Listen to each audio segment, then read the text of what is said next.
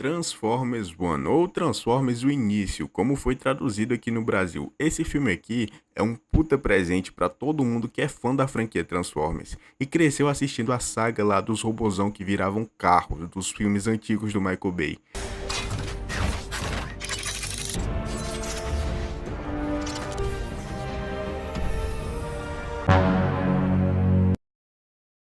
Que por mais que sejam divertidos e tenham sido um marco nos efeitos visuais que impressionam até os dias de hoje, convenhamos que a partir do terceiro filme começaram a aparecer algumas baguncinhas na história.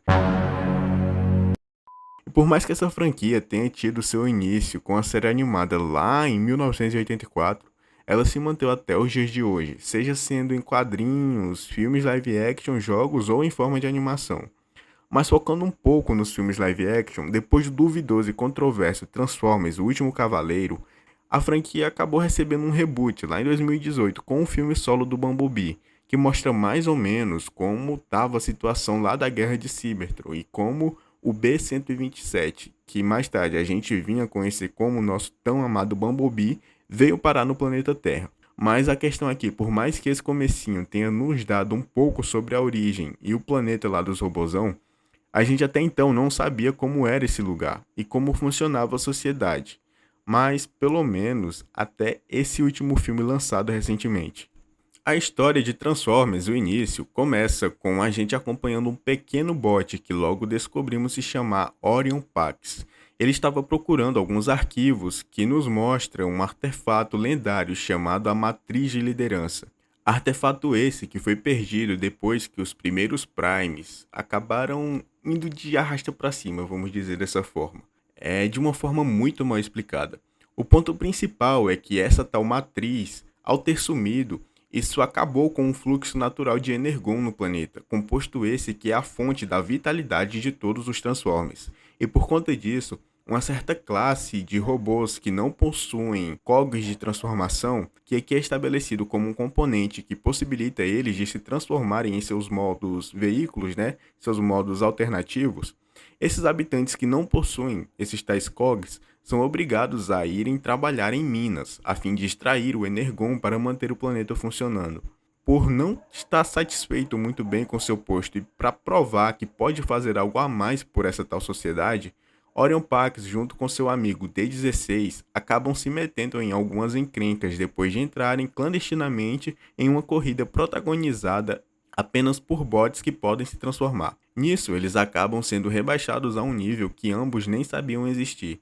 Lá eles conhecem o calmo e tímido B-127, que quem assistiu esse filme aqui provavelmente já pegou que é uma baita de uma ironia. Depois de acidentalmente o Orion arrancar, entre aspas, a cabeça de um dos amigos feitos de sucata dele, eles acham uma gravação antiga da última localização conhecida da matriz de liderança, feita no dia da queda dos antigos Primes. Com isso, Orion, D-16 e B partem em busca dessa tal matriz, mas no caminho eles recrutam mais uma bot chamada Elita 1, que era responsável pelas expedições nas minas. Eles embarcam em um trem carregado de lixo tóxico que vai até a superfície, local que, segundo o líder do planeta e último Prime vivo, chamado Sentinel Prime, é um lugar hostil e muito perigoso. Chegando na superfície do planeta, eles são jogados para fora do trem, e por não ter nenhuma outra escolha, Elita 1 se junta ao grupo de bots para tentar achar a tal matriz. No decorrer do percurso surge um sério problema que ameaça a vida de todos. Uma nave gigantesca de uma raça inimiga chamada Quintessons surge e obriga o grupo a se movimentar de uma forma sorrateira para não serem pegos. Eles então encontram uma tal caverna onde ocorreu a queda de todos os antigos Primes. Mas, para sua surpresa, por mais que esteja um pouco danificado, um Prime chamado Alpha Trion, após receber uma recarga de Energon, volta à vida. E após um diálogo, Orion fala sobre a tal procura pela matriz de liderança para entregar ao Sentinel. E o antigo Prime revela que, na verdade, o tal e até então líder de todo o planeta, Sentinel Prime, é um traidor que armou toda uma emboscada naquela caverna para roubar a matriz e assumir o poder de Cybertron. Algo que não deu muito certo, pois ela é um artefato que é merecido e só pode tê-la quem o próprio Primus escolher. E obviamente, quando o traidor colocou as mãos nela, ela simplesmente evaporou delas. Após essa revelação e após presenciar com os próprios olhos o Sentinel simplesmente entregando trens lotados com Energon para os Quintessons e dizendo que irá obrigar todos os mineradores a trabalhar sem parar para suprir sua meta, logo após isso, o Alpha Trion ainda revela que nenhum filho de Cybertron é gerado sem um cog de transformação. Ou seja, além de trair a própria espécie por poder, o Sentinel ainda tirou a capacidade deles de se transformar, para assim limitá-los a trabalhar nas minas. Vendo o potencial no grupo, o antigo Prime dá a eles os cogs de seus antigos irmãos, fazendo assim com que eles possam se transformar. Mas a felicidade não dura muito e eles acabam sendo encontrados e são obrigados a fugir, deixando assim o Alpha Trion para trás para atrasar os inimigos. E a partir daqui a gente vê um pouco mais da evolução do grupo e um pouco da mudança do D16 ao se sentir traído pelo Sentinel, assim nutrindo um sentimento de vingança e ódio por ele. Isso fica ainda mais evidente, pois o grupo é emboscado por outro grupo de rebeldes liderados por Starscream, formados pela alta guarda de Cybertron, que presenciou toda a traição do falso Prime. O D-16 inicia um confronto com Starscream e só não o finaliza por um pedido de Orion. A comoção não dura muito, pois os soldados do Sentinel acabam achando o local do esconderijo, e no final levam grande parte deles, incluindo o Bi, o próprio D-16 e o Starscream. Bom, o Orion e a Elite então ficam para trás, e isso acaba servindo como motivação, pois vemos o Orion mostrando um espírito de liderança, ao organizar um ataque para resgatar seus amigos e mostrar toda a verdade sobre como o Sentinel enganou todos para a população servir como mão de obra para que ele pudesse pagar seus aliados. Após o Orion revelar para toda a população de Hyakon, que é o nome da cidade deles, a traição do seu tão amado líder, o D-16 inicia então um confronto que termina com ele sentando um disparo no peito de seu amigo, que se jogou na frente de Sentinel, pois não queria e não era de acordo com a ideia de começar uma nova era com uma execução pública. Nisso temos a virada então de personalidades, onde ao soltar o Orion, o seu amigo, para uma queda fatal, o D-16 se revolta completamente, executando o Sentinel de uma forma brutal, pegando para si o seu código de transformação e se auto-intitulando finalmente o nosso tão amado Megatron. Eu sou o Megatron!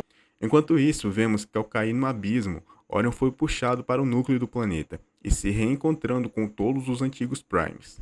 Nisso, o Alpha Trion, que antes tinha sido desvivido pelo Sentinel, esclarece que, por o jovem bot ter feito um sacrifício tão nobre por alguém que não merecia, o próprio Primus confiou a ele a então matriz de liderança, que ao ser colocada em seu peito, regenera totalmente o seu corpo. E Orion então renasce como o imponente Optimus Prime. E desperte! Optimus Prime.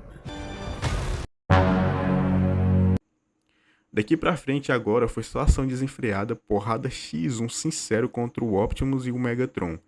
Mas no final, como a gente bem sabe, o Optimus acaba se sobressaindo e por fim exila o Megatron, que é obrigado a fugir e levar a alta guarda com ele, que nas cenas pós-créditos vemos ele se marcando com a clássica insígnia e se denominando Decepticons. No final do filme, vemos o Optimus usando a matriz para fazer com que todo o Energon flua naturalmente de novo por todo o planeta. E vemos também ele devolvendo todos os cogs de transformação roubados para aqueles que não possuíam, enquanto manda aquele discussão brabo que a gente já conhece.